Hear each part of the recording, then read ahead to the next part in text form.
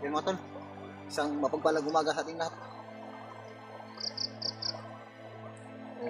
Dito na ako sa kabundukan mga tol.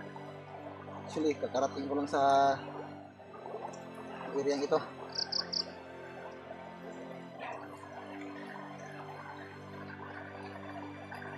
Grabe, sobrang init.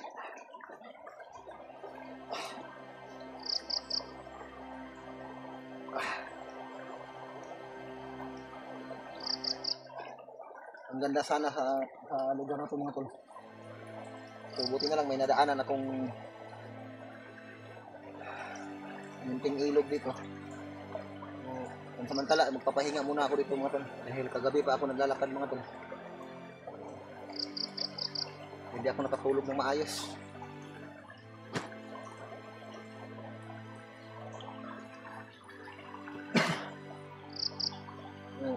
Binalikan ko yung lugar na dati naming pinuntahan ni Brad at ni Bran Julio. O kaso hindi ko sila naabutan doon. Patuloy pa rin ako sa paglalakbay mga tol.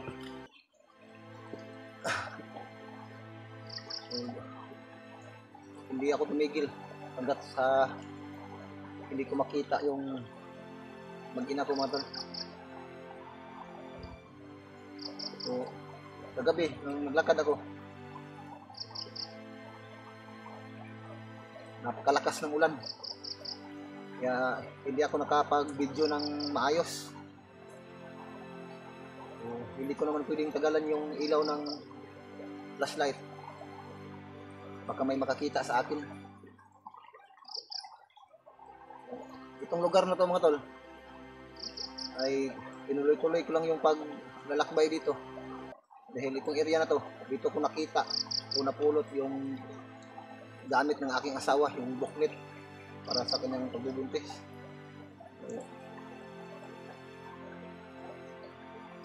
Dito mga tol, ito yung gamit ng asawa ko. Ikabalot pa ng silupin. Tinapon siguro. Yung pagpa-prenatal ng aking asawa. So, kumpirmado na dito nga dinaan nila yung mag-ina ko. Nagpapahinga ako kunti dito dahil may daanan akong kunting ilog dito mga tol. Maliit lang itong ilog na to pero malakas yung alon ng tubig, yung agos ng tubig.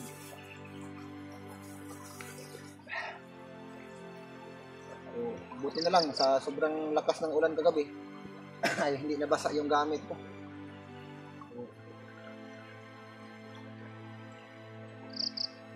Habang nagpapahinga ako mga tol, maya ay sobrang init pa kasi ng katawan ko. Gusto ko sanang magpalamig muna sa tubig pero sobrang layo ng nilakad ko. Sobrang pawis. Hindi muna ako magbasa ng tubig. Maya ay parang maligo dito mga tol. Napakalinis ng tubig dito mga tol. Sarap maligo dito. Bago yun, kakain muna ako mga tol. Kain muna tayo mga tol. Sobrang gutom na talaga.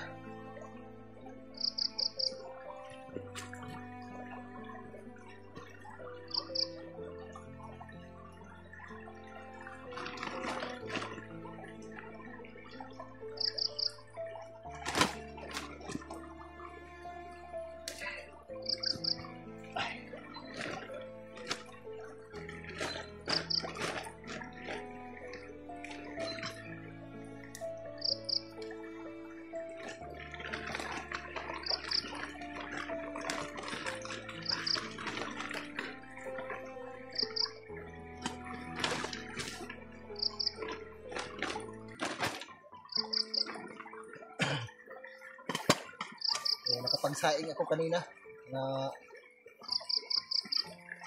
banda alas 5 ng umaga.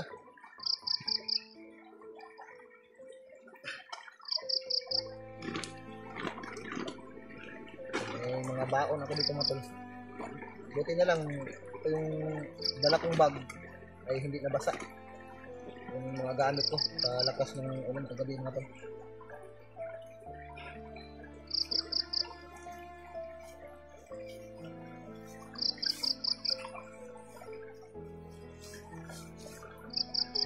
Gumagawa ako ng ano nga tol, DIY bag.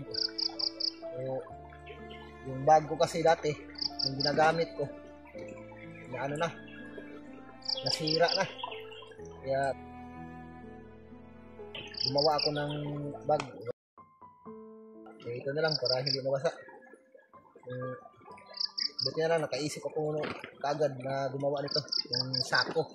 Yung nasisidlan ng bigas mga tol, ng 25 kilos. So, ginawa kong bag. Ayan na tol. Kahit papano ay may nasidlan din ako ng gamit. Pero noong umakyat ako dito sa bundok mga tol, so bago ako nakarating dito, sumakay ako ng jeep. Nagtatawanan ako ng mga pasahero dahil dito sa bag ko, original daw. So, talagang original naman ito.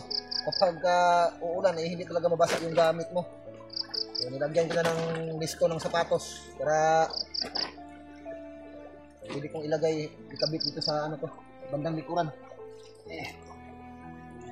Habang wala pa tayong pambili ng bag, ito muna, pagtsagaan muna natin. At least may magamit tayo. Madali lang to. Kung buksan mo to, pwede ko lang buksan. Kung isarado mo naman, mas mabilis lang. So, ito yung totoong DIY.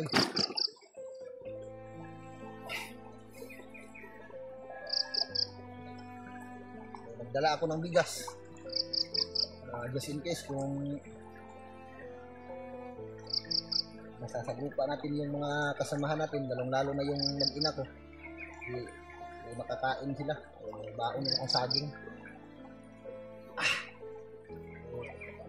Sa tatlong araw na paglalakad ko sa bundok, yung saging na hilaw na dala ko ay nahinog na.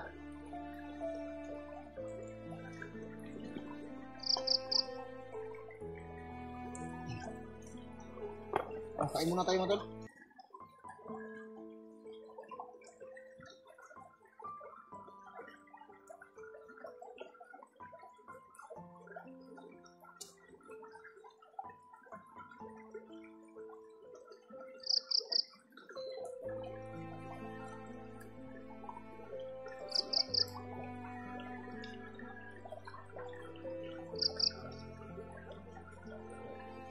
Maganda lang dito.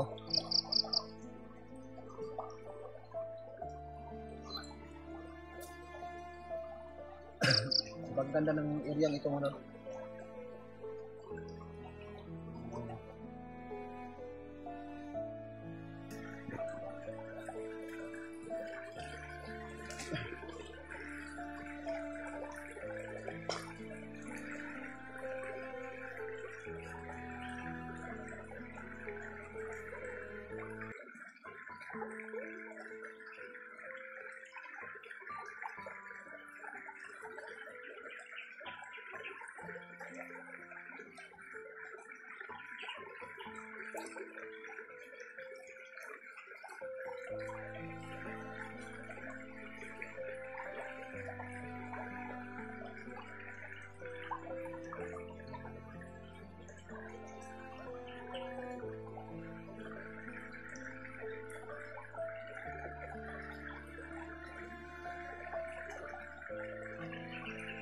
So, sana magkikita kami ng mga kasama ko dito dahil alam ko yung mga kasama ko gutom na rin yun. So, lalong higit sa lahat yung mag-ina ko mga tol. Alam ko yung hirap na dinanas na ngayon. Pagod at gutom yung inaabot ng mag-ina ko. Sana hindi magtagal ay nakita ko na sila. Dahil may mga panahon talaga na parang ayaw ko nang kumain mga tol, pero hindi ko kakain mga tol. Nawalan ako ng lakas.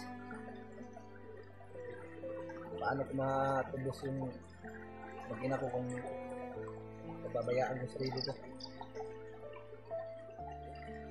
Kahit kunti-kunti lang yung kain ko mga tol, tapos alis naman ako kaagad. At least may lakas yung katawan ko. Mula dito mga tol, tapos kung kumain na yun, aalis ako kaagad. Diretso na ako papunta doon hanggang sa makita ko yung mag-ina ko.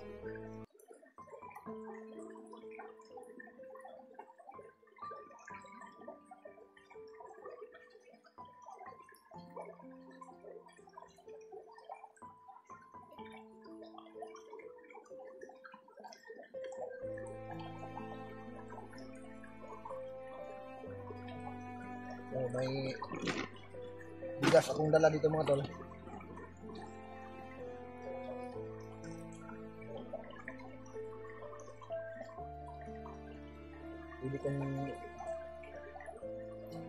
Hindi ako makapagsaing at sakaling hindi ko na matiis yung gutom.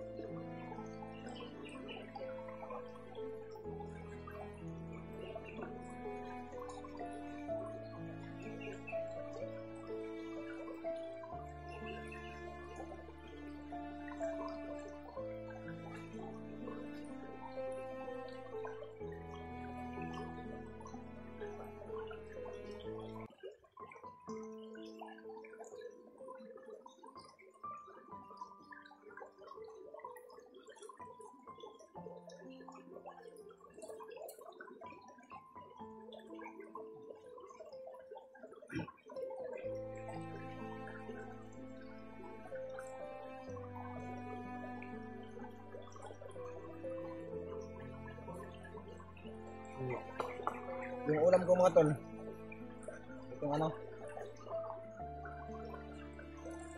taan ng manok. Ang tawag sa amin ito, Power Ranger.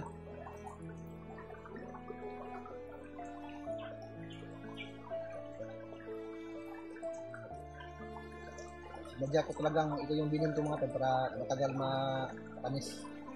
Dahil namili ako ng konti, nadubo ko. Tapos ito yung binaon ko ito mga tol. May ilang araw din na din ito pero hindi naman matamis mga tol dahil malamig kasi dito sa kapag kagabi. Okay pa naman.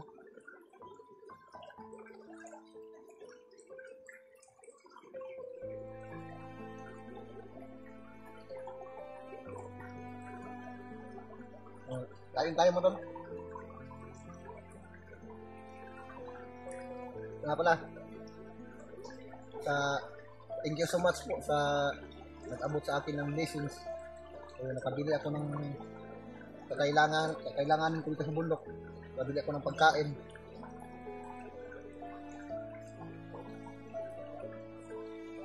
May mga dala akong pagkain dito. Kaso kung makita ko yung mga kasama ko, may naibigay ako sa kanila. So, hindi ko pa naman ito maubos ng mga ilang linggo. May mga tinapay din ako dito, mga noodles na dala. So, sinadya ko talaga magdala ng pagkain. Baka masagupa pa yung makita ko na yung mag-ina ko, iligtas ko na sila, may makain sila. Pati na yung mga kasama ko rin na nagtitiis sa gutom dito sa gubat.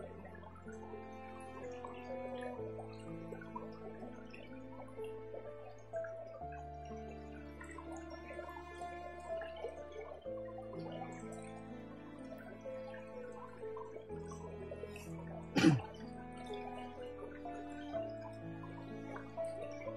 na lang may kaldero pa kung ganito. Kasi yung isang kaldero ko dati, yung mga previous ko na video,